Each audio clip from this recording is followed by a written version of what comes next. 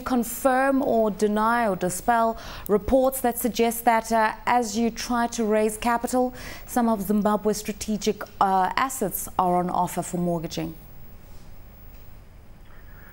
Well, it's an absolutely nonsensical story. There's no way that Zimbabwe, with a population that is 80% living below the poverty datum line, whose per capita income is less than $300, can even consider debt as a priority, can even consider mortgaging of its mega resources to pay off the $5.7 billion debt.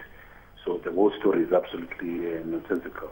What we need to do with debt and what we are going to do with the debt is to find a strategy that ensures that our debts are cleared, cancelled or forgiven, whatever way you may call it, at the same time without exposing our fragile economy, and at the same time without prejudicing the stabilization program that we have authored in the last 12 months. Okay, there have been a few issues, Minister, in terms of donors' willingness to come in and help to just keep the government liquid and afloat. And of course, private investors saying they won't move in until there's certainty that the GNU is working really, really well. So in the interim, what alternatives are there for raising cash and also for dealing with a debt situation that the country is facing?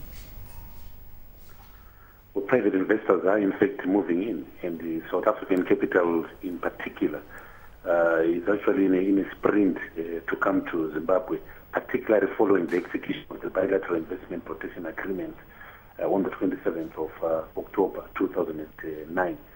So private capital, and that capital which understands Zimbabwe is an excellent investment environment, is coming into Zimbabwe. The international community understands that the future of Zimbabwe lies in peace and stability, and this GNU is offering that. So there's been some support from the international community.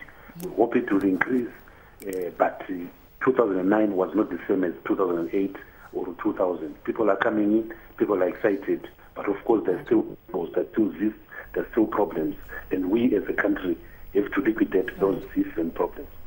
Let's just talk about confidence-building measures, Minister. Despite the fact that the economy is now dollarized, the Zimbabwe Stock Exchange is one of the top performers in Africa, and there's a certain level of normalcy returning to the economy, there's still issues around the stability of the government of national unity. There's issues around whether or not ZANU-PF is dealing with the MDC in good faith. Summary arrests of MDC cadres are often reported in the media. We're also told that President Mugabe recently said that land reform is still a program that's being pursued and that whites are not Zimbabweans and that they must get off the land. In the context of this kind of vitriol, people are still very, very skeptical when they talk about Zimbabwe. What are you doing as both the MDC and ZANU in this joint government to really boost confidence building within the government and also in terms of perceptions of what's happening? Well, there are three things. The first and self-evident fact is that we've got problems. I refer to them as system pimples. The issues of lack of trust amongst the actors in the GNU, the issues of insanity, the continuous farm invasions, the failure to conclude and implement outstanding issues on the global political agreement, all those are a problem. And it is important that we liquidate them, as I said. But the second issue is what we have done on the economy. And what we have done on the economy is to establish a set of rules in which an economy is managed, is to allow the entrepreneur, business and labor to operate in a free environment and to establish trust in that economy. We've done that in the last 12 months. The third aspect is the international community. The international community cannot afford to sit and sulk and cannot afford to wait for a clean slate, because no country in the world has got a clean slate. What the international community should do is to ensure that this government is supported so that those cysts and pimples are liquidated, are decimated.